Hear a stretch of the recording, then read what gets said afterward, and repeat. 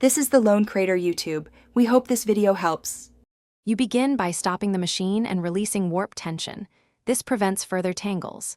Next, unclamp the beater and inspect the shed so you can see the broken thread end. Use a small hook or fine needle to trace the thread through the heddles and reed. Knowing the path is critical because the thread must follow the same route. Once you have clear access and tools at hand, prepare a short tail on a new thread for easier feeding. You now rethread with attention to sequence. Insert the new thread through each heddle eye in the same order and direction as its neighbors because wrong ordering alters pattern. After heddles, guide the thread through the correct reed slot to maintain consistent set and tension. If the broken tail remains, join using a small knot or a knotless splice. Once secured, gently pull the join through the shuttle path to restore continuity. Make sure the join is smooth to avoid catching.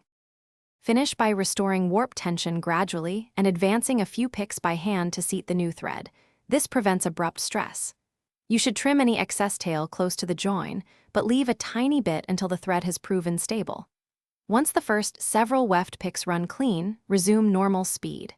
If you see snags or dropped threads, stop, then re-examine the join heddle order and reed alignment because misrouting or a bulky knot are the usual culprits.